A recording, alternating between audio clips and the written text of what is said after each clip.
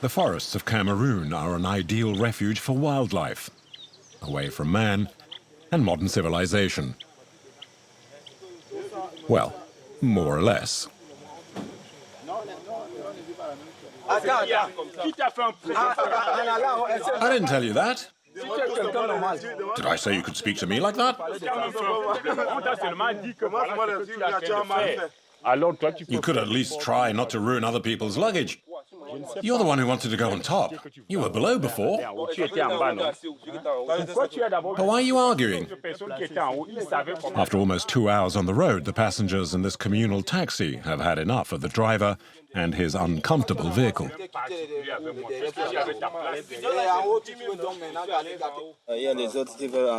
Well, there are those that prefer being inside and others up on the roof. And those who complain about having to sit on their luggage. Admittedly, with 15 people crammed into one van, there is a lot to moan about, although the driver doesn't let it get to him. No, you don't know me. I can give you your money back and leave you here. That's how I am. Get on, we're leaving. If anybody wants to stay here, that's fine. Come on, but we're going. Staying here, in the middle of nowhere, it provides a good incentive to get on. Put your feet down. Come on, everybody on board. With 15 passengers, certain rules must be adhered to. The lightest sit on the heaviest. The largest go into the trunk.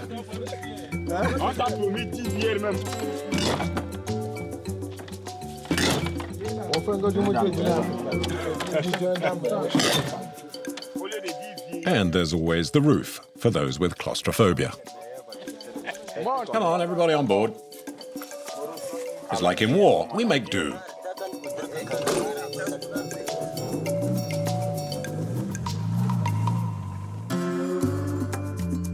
Travelers in Cameroon usually have little alternative to taking these overcrowded taxis. Outside of the big cities, it's the only form of public transport.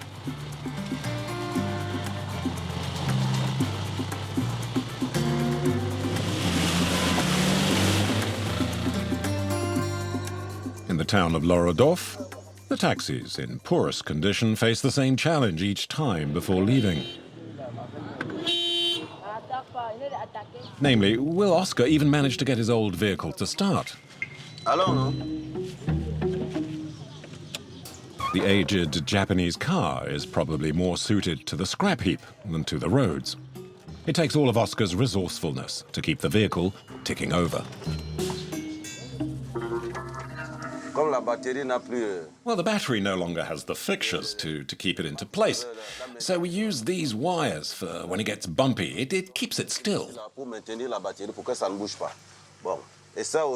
And this, here you see, this is to stop the water getting into the carburetor if you drive through the bogs and the marshes. The young mechanic undertakes most of the dirty work. You see, he's sucking up the petrol and into the carburetor, so when I start it, it makes the engine start up quickly. I mean, you see the state it's in. It's no longer a road, it's just a quagmire out there, without asphalt. This is what's left. And my car prefers this kind of surface to a paved one. And the vehicle bears the battle scars of 20 years of fighting through these tracks.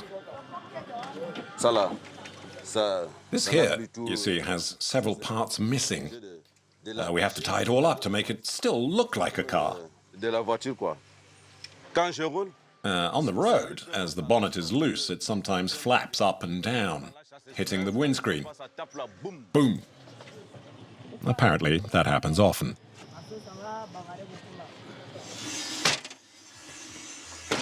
This door doesn't even close anymore. I have to pull this string and tie it.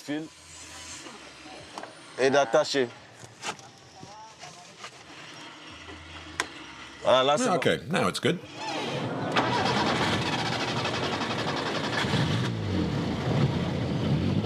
Getting the passengers safely to their destinations would appear to be a remarkable feat for this vehicle. All the more so as the exhaust pipe is inside the car itself. Luckily for his clients, the poisonous fumes are offset by Oscar's habit of driving with all windows and even doors open.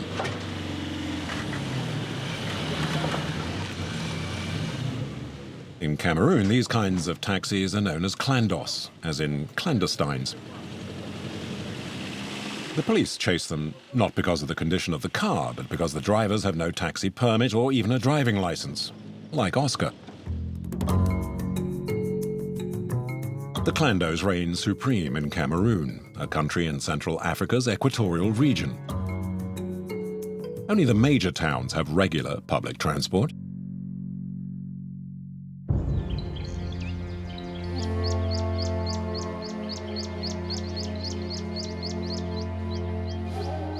The routes that crisscross the country pass through areas known for their magic and ancient beliefs.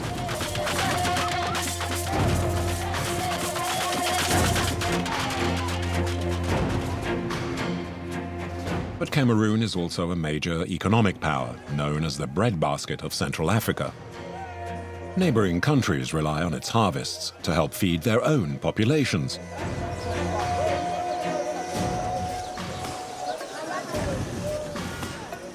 And the clandos play their role in acting as the means of delivery.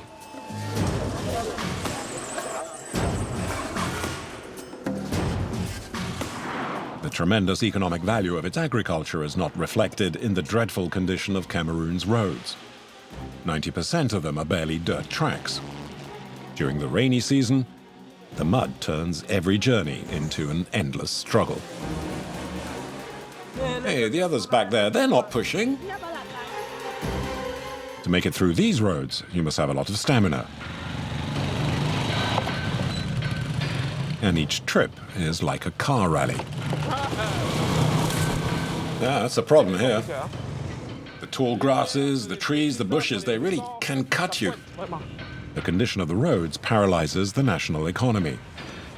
But things are starting to slowly improve. The authorities have undertaken a massive series of roadworks.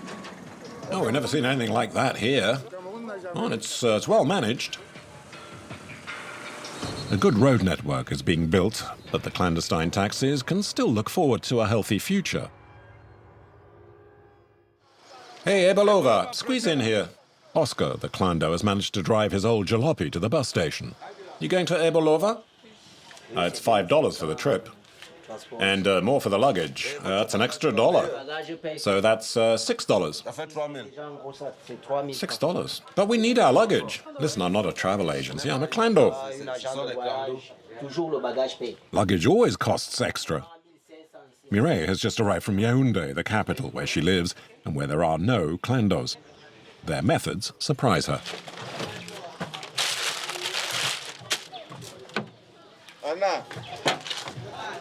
All on board, come on, all the passengers. So where do we sit? Oh, here or there?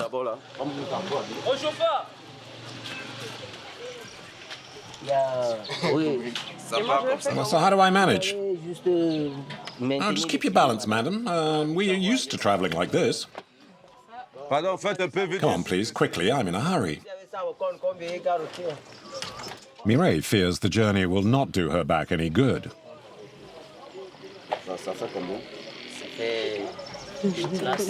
Oh, it hurts. What is this thing? No, don't worry. You can lean against it.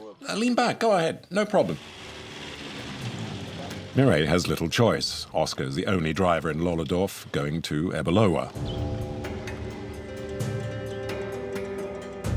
It's 80 kilometers along one of the worst roads in the country. The journey time is almost 7 hours. The road goes through the region of the little men, the pygmies. Mireille works for an NGO that fights on behalf of these tribes, threatened by the exploitation of their forest homelands. Usually she travels in one of her organization's air-conditioned four-wheel drives, but this time they had all broken down. I think this will be hard. My joints and bones are already hurting and we've only done a few kilometers. I wonder what state I'll be in by the time we get there. Hopefully in one piece, anyway.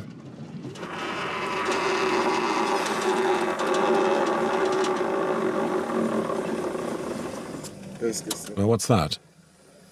Oscar immediately knows the source of the noise in the front of the car. What's up? It's one of the wheels.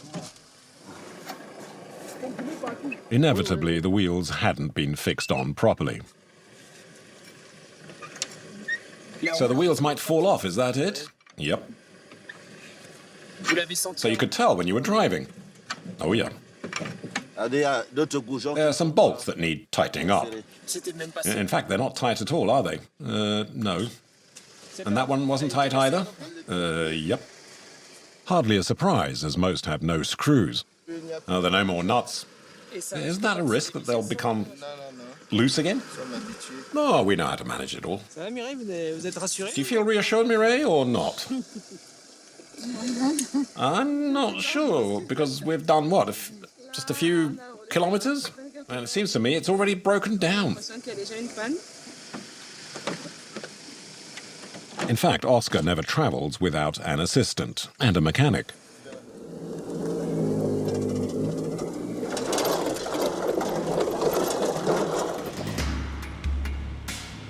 The wreck marks where the pygmy forests begin and where the real difficulties start.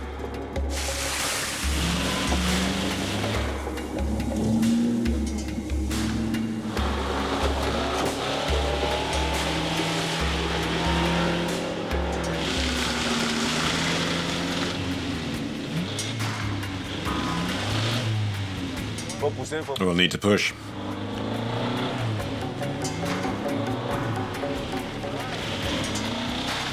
Well, it's really just his team that does the pushing.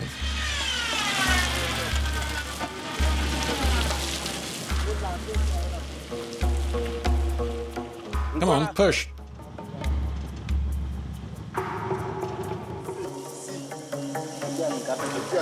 Follow this way, along the tracks.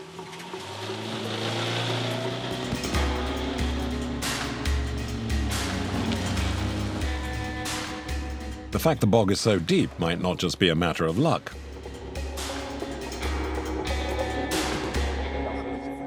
Neither can the presence of the two farmers willing to help them for a fee.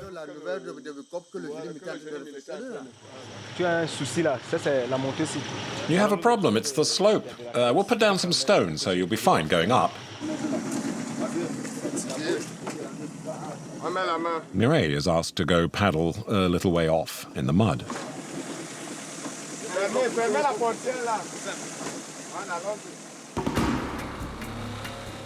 And as they set to work, they produce small stones and rocks from behind the shrubs, seemingly well prepared in advance.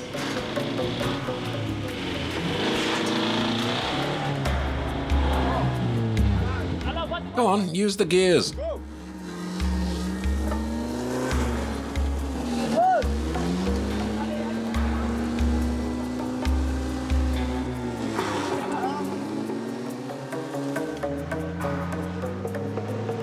A few minutes later, Oscar has lost part of his clutch and, more importantly, his profits.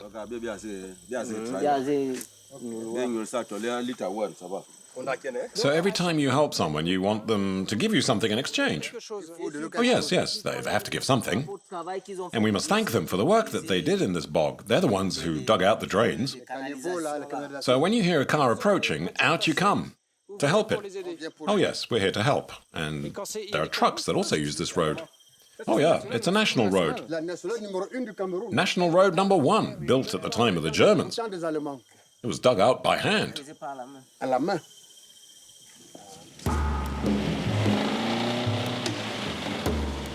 Now that's going back a year or two. The Germans colonized Cameroon between 1884 and 1918. They weren't there long, but long enough to scratch out several roads across the country. Luckily, what Germans make is built to last. The wooden planks have been replaced, but the basic structure of this bridge is unchanged in over a century.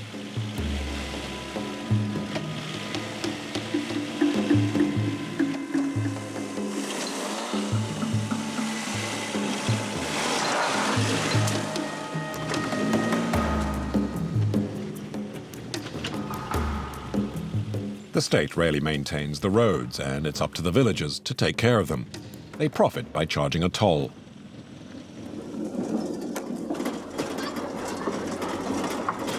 You see, they've come to fix the road, and before we pass them, we'll need to give them something. In the village, the plan has been set in motion amongst the school kids. Every day after class, they play at mending the road. He's one of the bosses. He's the one that will collect a few coins from the vehicles, while the others are working on the road. The car has to wait while the work to fill the holes continues before the road can be opened up again. You see the barrier? He's manning the barrier. Cars, motorcycles, everything that travels along here has to contribute something to the work that the kids do, because the state certainly won't do anything. It's all done by hand. There's no fixed charge. You pay what you can. Come here, I've got something for you. Oscar hands over the equivalent of $1. And are people quite happy to pay?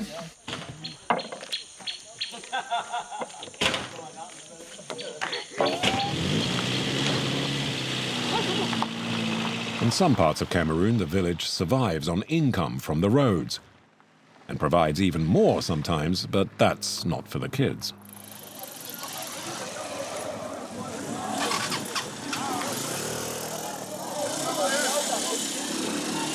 The crowd has gathered around the truck, and the atmosphere is somewhat heated. What's going on?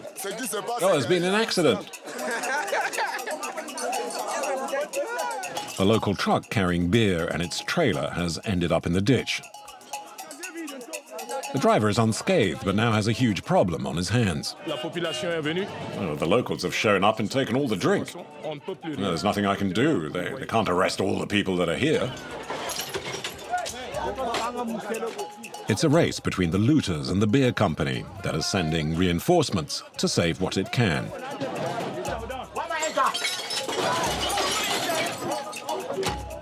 They called to say there'd been an accident, and we had to save as many crates as possible.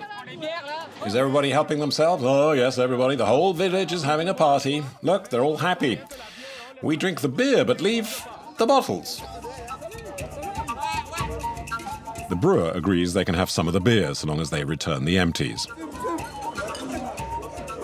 Everyone then fills as many canisters as possible.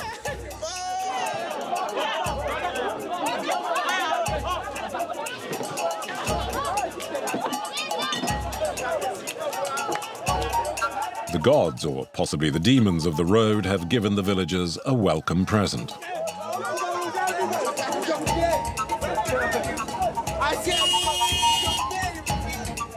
Hundreds of litres of free beer. It doesn't happen every day. Here, it's usually litres of sweat that buy a living.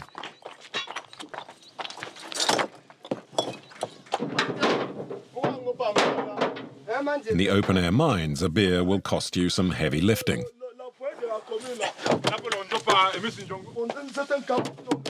These are basalt, a strong volcanic rock used for the foundation of buildings.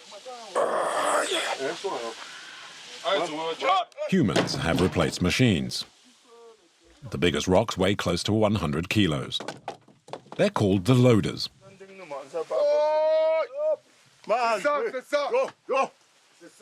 He's very strong. He's the best loader in this quarry. He's the strongest.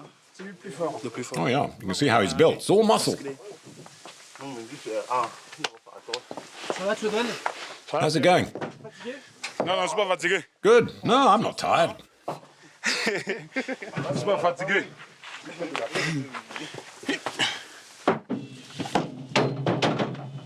One man in the group sticks out. It's Michael, who is the only one who's taken some protective measures.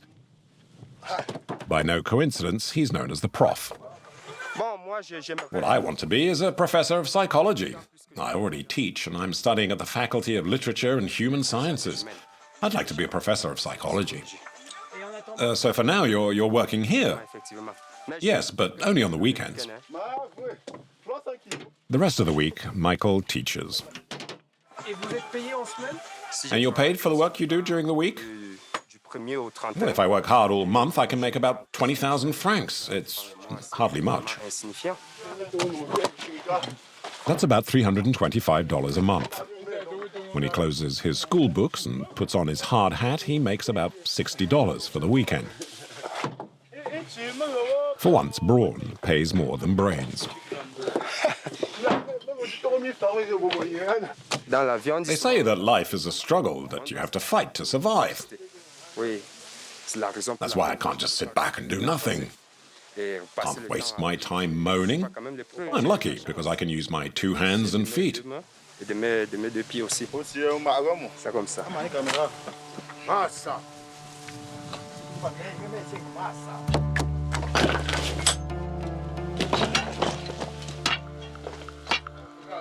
Going to school is expensive in Cameroon. Secondary school can cost several $100s. It's the reason why teenagers and youngsters invade the quarry on the weekends.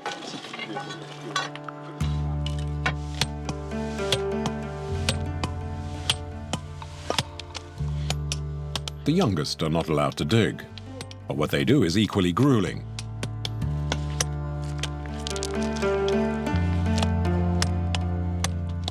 Like convicts, the young break up rocks to make gravel.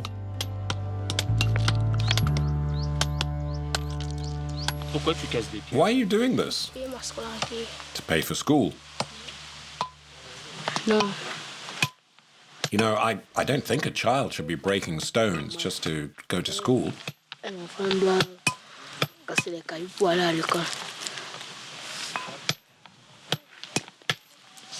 Is this important for you, school? Oh yes, to be able to grow up like the others. What would you like to do when you're grown up? Become a doctor.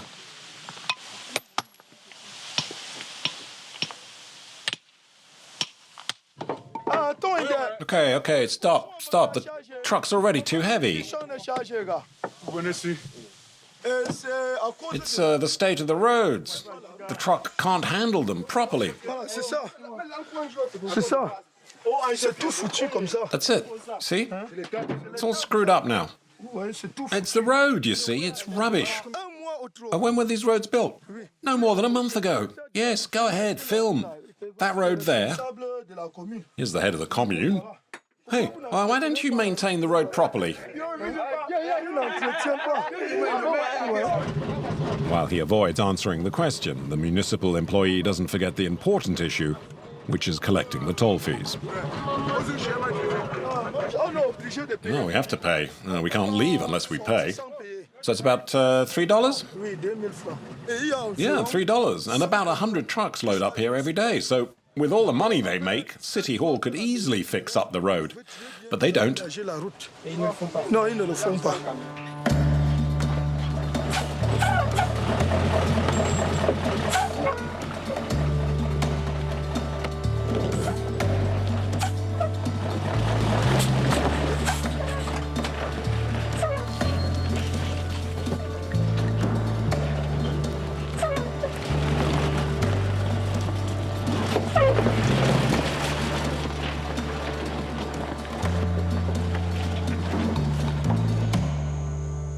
In the meanwhile, Oscar has to cope with one breakdown after another.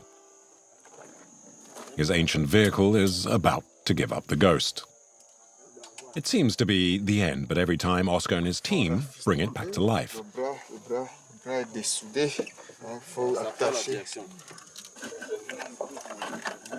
It's the suspension arm that's given way. Effectively, the vehicle has lost its control of the road.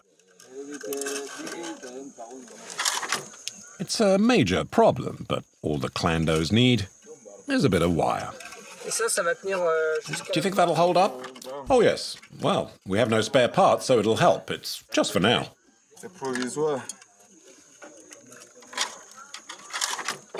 See? It's not moving anymore. Let's hope there are no more problems. We hope. You sure? Hope so, anyway. Because now that's 3 times already. Still, the main thing is to get to Ebolowa. The car is now not just a picturesque wreck, but also a coffin on wheels. The smallest shock could send the car spinning out of control and into the bush. It won't stop the driver taking on new passengers, though.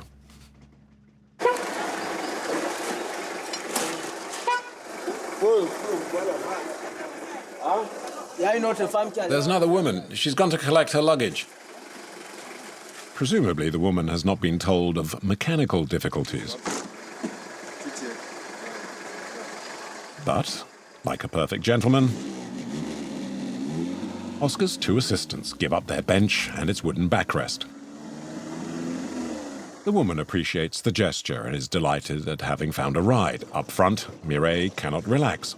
She's worried about the windshield. I still don't see how it can hold up. I mean, the entire windscreen? It's not exactly safe for the driver or the people on board. If there wasn't this stick, the windshield would be blown back inside, you see? The stick is there to keep it in place.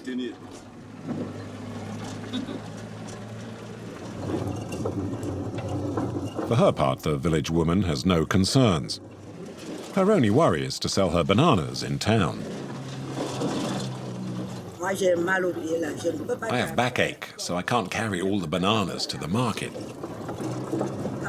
I can only travel if a car happens by.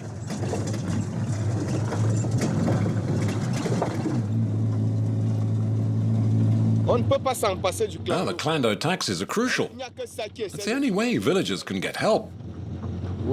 If it wasn't for them, well, here's a lady whose fruits, if it wasn't for this vehicle, would just go to rot. Assuming, of course, the clando makes it to its destination. Take it slowly. Now what's happening? Oh, it's a tricky slope, this. It's slippery. To the worn-out car, it's a massive challenge. Get on, quick, it started. This will give the front wheels added grip so we can get over the hill.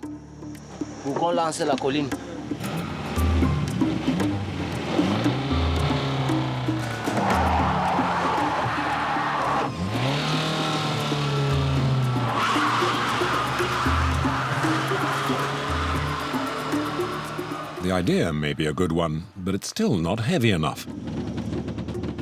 The engine seems about to fall apart, and the air in the cabin is unbreathable. It's getting hot. It's choking, more like. And next, the brakes almost fail to work. But there's worse still. Oh, God damn it. It's the radiator hose. The tank's leaking. The fuel seems to seep out even faster when the vehicle's on an incline. A few thick leaves, and problem solved. We have to raise the funnel and put this where the hole is here.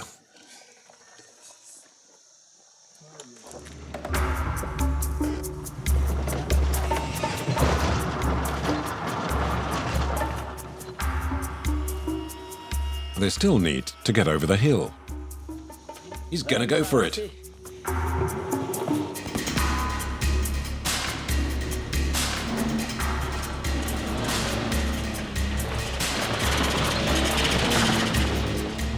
And they're in the clear, at least until the next obstacle.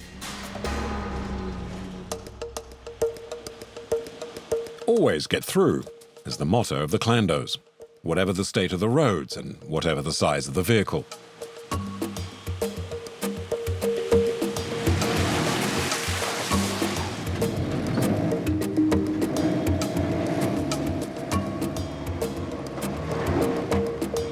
The minibus ranks as an XL.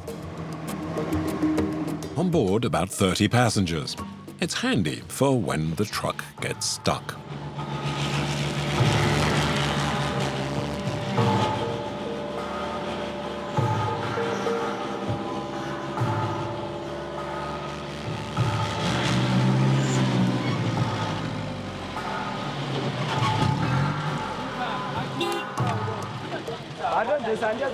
Come on, get off, please, if you want us to get going again. Come on. Get off, please, quickly. There's no sexism here. Men and women, both with a common task.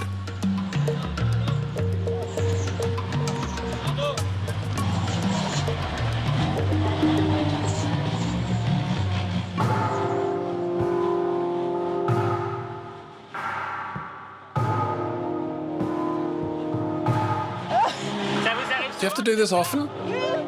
Oh, yes. We're pushing. It happens a lot. But not all the passengers are pitching in. Where are they?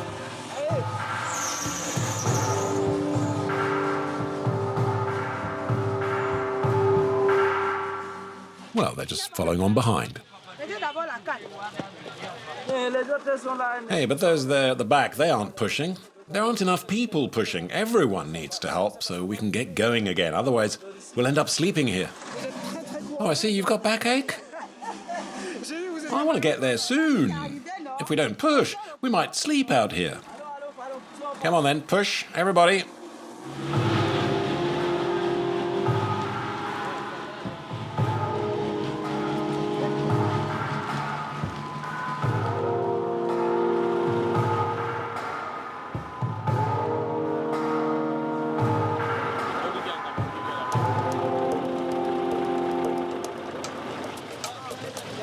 The truck brings some bad news.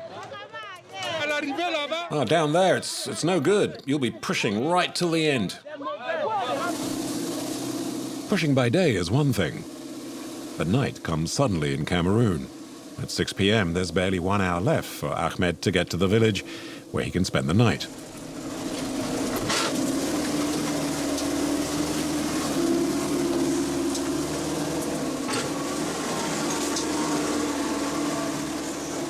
The slope, though, does them no favors. Ahmed sends his mechanic up front.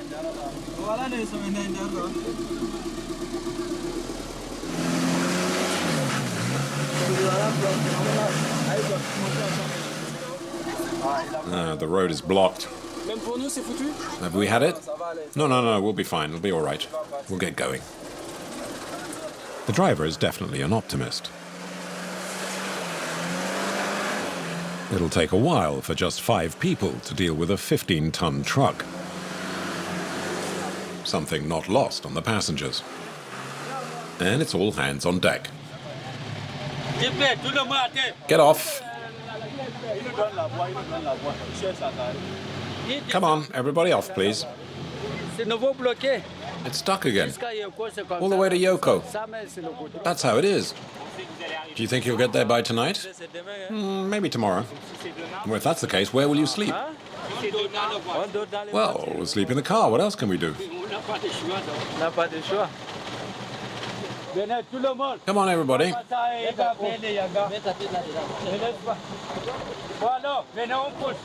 Come on, let's push.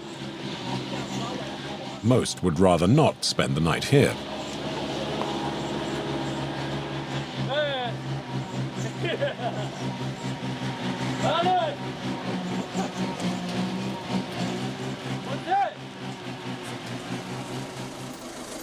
It's a waste of effort.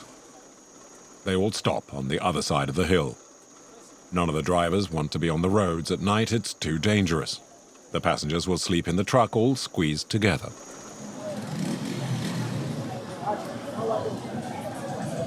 It's a nightmare Mireille will not have to endure. The young woman has found something to smile about.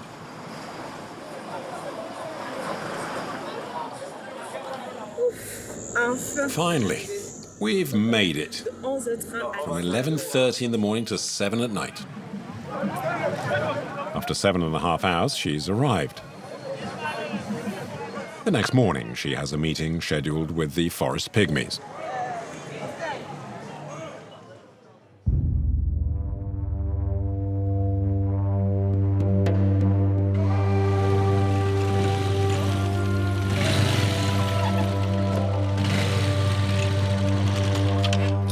Mireille has been keeping track of the tribe for many years as part of her work for the NGO.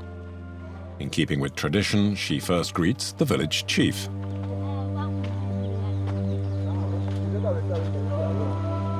The news she has to tell him is not good. Pygmies live in harmony with nature. To them, it's a matter of survival. But the delicate balance is on the verge of collapsing. A popular local fairy tale tells of how God first created the earth, the elements, rivers, and forests as living beings, which were to be feared and respected. It's something the Cameroonians have long since forgotten. Only the Pygmies seem to have remembered.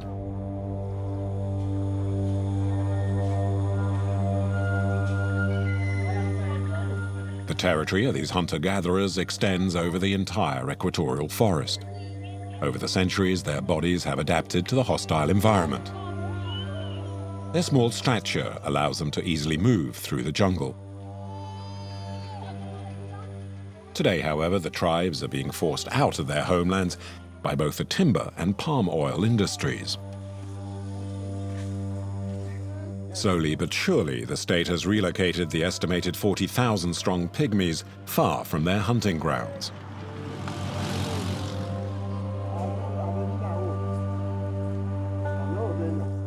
Despite a day spent tracking game, this hunter returns empty-handed. Why didn't you get anything? Not even a porcupine. It's not that difficult, surely. You're not pleased that he didn't bring anything back? He's got nothing. He could have killed something. He can't kill anything. He's still learning how to kill for meat.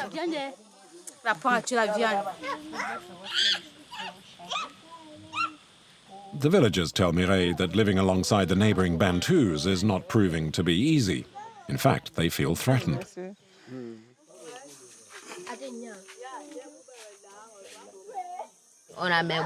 We have some serious problems with the Bantus.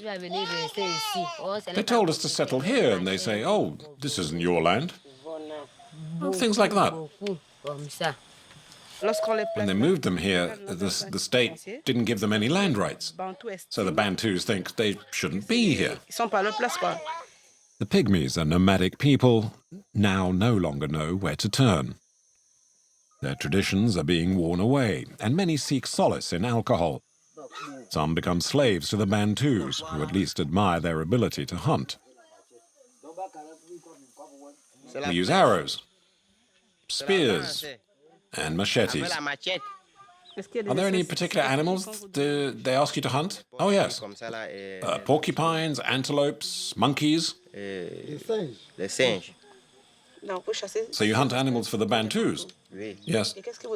And what do they give you in return? About $4, sometimes less. And we have children who want to go to school, so you have to buy them books and things. And you tell them, listen, my child needs to go to school, give me money. I hunted for you, so you pay me. But then he starts hitting you and insulting you.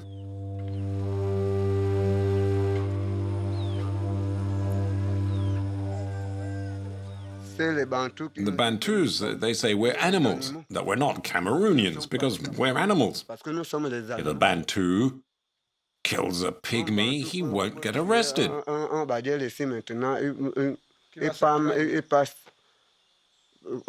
My elder brother was killed by a Bantu who beat him to death with his hands.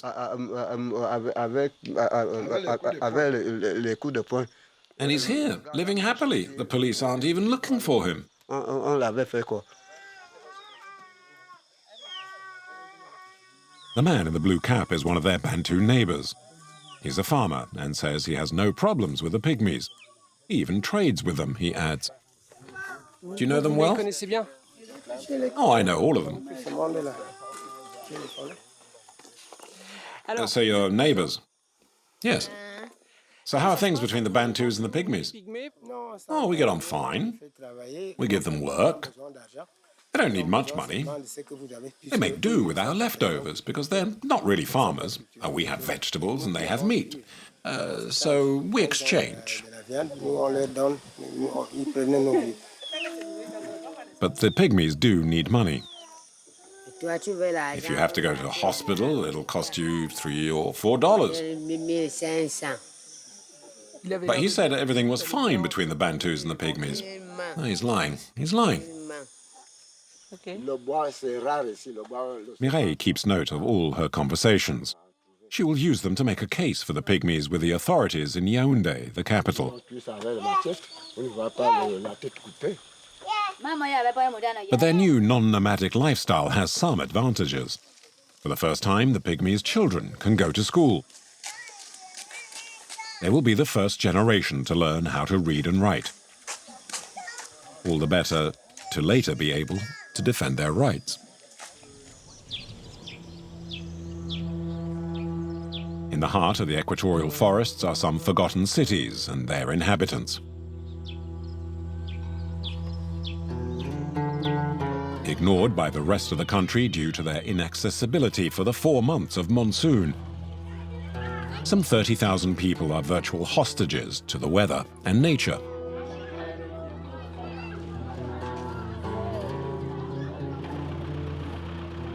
It's almost impossible to leave this region unless you have a motorcycle, the only way to get through the endless mud.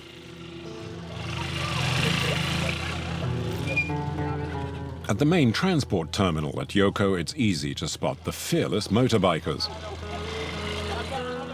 Officially, they have to wear a yellow vest. It's a matter of safety. Helmets, though, remain optional. Most of them are farmers or herders for 8 months of the year. For the 3 or 4 months of the rains, they stand to make as much as they do the rest of the year. Keeping the motorcycles in working order is a matter of improvisation. If you have a problem, you solve it. If you break it down, you fix it. So you can fix everything with that? Oh yeah. With no garage in town, the gas station provides a basic 7-day-a-week service.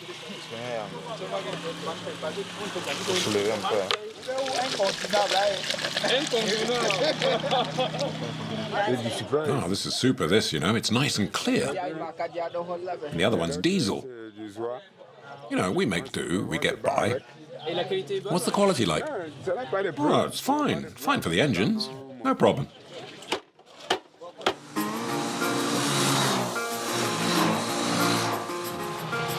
Six bikes are filled up at the pumps.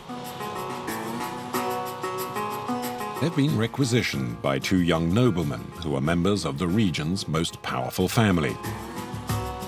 The father of Clovis, the one who's driving, is like a king. And behind him, and just as important, is his cousin. They're heading for their fiefdom at Linte, 110 kilometers southeast of Yoko. It's a day-long journey and requires the support of the best motorcyclists. The road has disappeared due to lack of maintenance.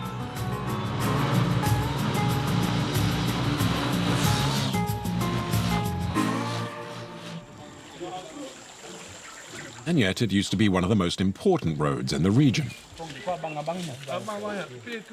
The metal bridge serves as a reminder of the many cars and trucks that used to use this track. You could say it's a miraculous bridge. There's never been any problems with it.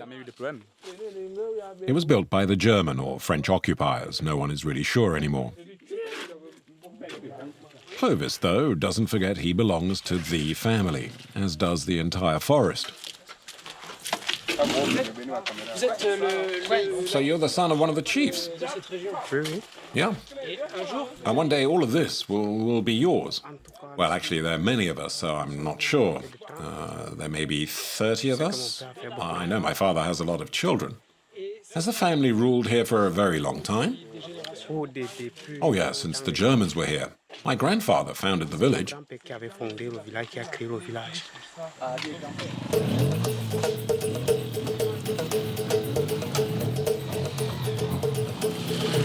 Beyond the bridge, the road becomes a track, gradually swallowed up by the jungle.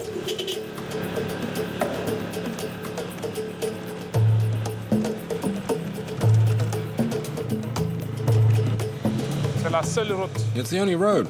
So, unless you're flying, it's the only way to get there.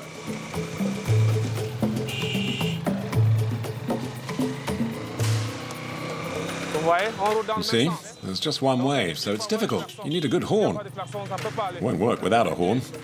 Oh, it's tough. There's a layer of wet clay that's out to get me. It's tricky. It's tricky, but it'll be okay. It'll be fine.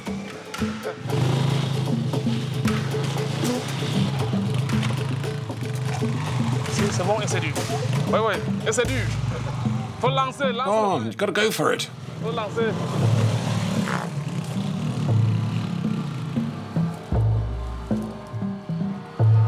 Tape dans l'eau là. Oh, lui là. Il faut taper une fois.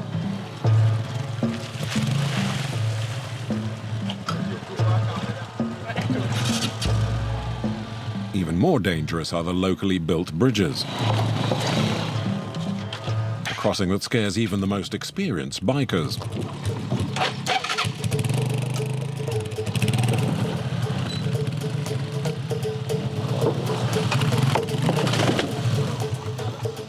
And it's one reason why the son of the chief and his cousin didn't want to travel on their own. You okay? An accident could happen any time, and there's no one to help if it's a serious one. No one's hurt.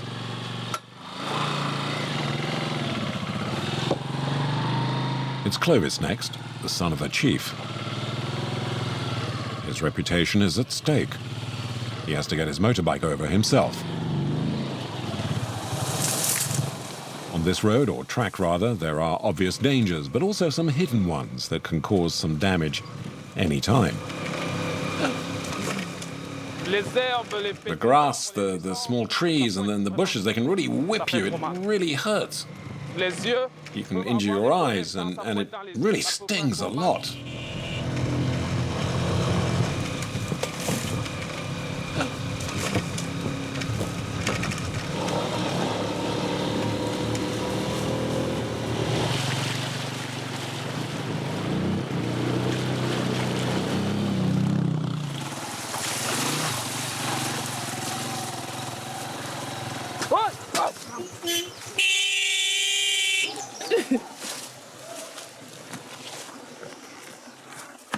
Come on, get up. The son of the chief had had enough a long way back. Everyone okay? Nobody hurt? The tall grass has stung his eye. What was it, a branch? Yeah, it hurts.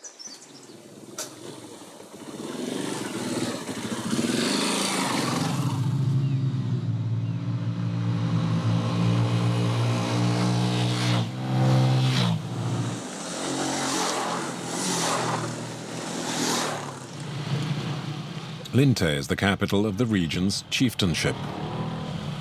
It took 7 hours on the road to get here. The capital resembles a ghost town.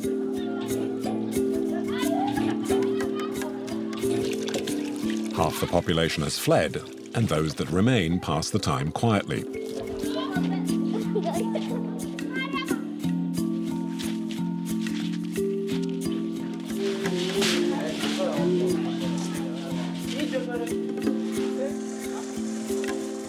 With few provisions arriving, the bars and the shops have closed.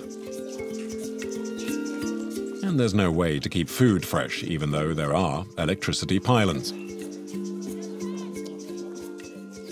Well, the cables are there, but there's no power source. There's nothing. It's just there to look good for the locals. So nobody in the village has any power? There's none? No, just a few small generators. Electricity had been an election promise, but after the vote, the pylons were never connected to the central power plant. The regional chief, Clovis's father, seems to be at a loss of how to improve conditions in his kingdom. Isn't it a problem for the village that your roads are in such a terrible state? Of course. It's our battle. We want to get the road fixed. If someone falls sick or is very old, it's not conceivable that they should still have to ride on the back of a motorcycle. And if a villager dies in Yoko or elsewhere, then the driver has to tie the body to his back and bring them back here. Le cadavre sur son dos pour amener le corps ici au village. You seem to worry about the young people as well. Oui. Yes, the youth is the driving force. Apart from in Linte, where there's no teachers for the children. On a l'inquiétude parce que les Well, it's a worry because teachers don't want to come here. There's no infrastructure, there's no roads, there's no electricity. Il a dit que je veux. Il n'y a pas la lumière. Well, there's much to rebel about, it's true here. If I was still young, I would incite the young to become troublemakers. They can come and arrest us and throw us in prison. So what? Nous on souffre. We suffer. It is bad, and that's why the young are leaving this place. They can't stand it. They can't. It's too hard. C'est difficile.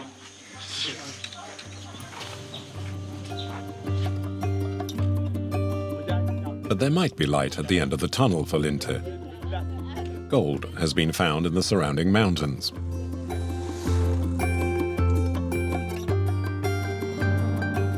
Cameroon is crisscrossed with roads. It's a country that's full of energy and resources that's been asleep too long. The nation's youth asks just one thing of the government: to provide the means to wake up and revive the country.